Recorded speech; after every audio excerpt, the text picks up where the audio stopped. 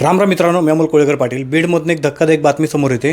ती म्हणजे अशी की गेल्या एका वर्षापूर्वी संतोष अण्णा देशमुखांची ज्या पद्धतीने क्रूरपणे हत्या झाली होती आणि या हत्या करणाऱ्यांपैकी जवळपास सगळे आरोपी एक सोडला तर आज जेलमध्ये आहेत.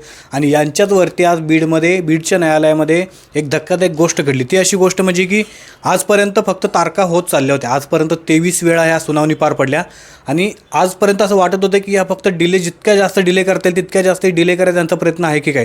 पण आज या सगळ्या आरोपींवरती दोष न्यायालयाने ठेवलेला आहे आणि त्यांच्या समक्ष संतोष अण्णा देशमुखांची जी हत्या यांनी केलेली हा घटनाक्रम सगळा वाचून दाखवला. आणि त्याच्यानंतर न्यायालयाने त्यांना प्रश्न विचारले की हा आरोप तुम्हाला मान्य आहे का.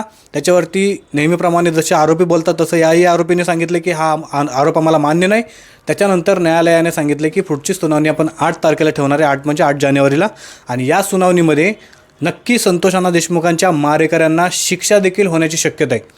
नक्की आता वाल्मिक कराड हा फासावरती जाणार आहे का कशावरती जाणार आहे, तुमचं म्हणणं काय ते कमेंट करून नक्की सांगा.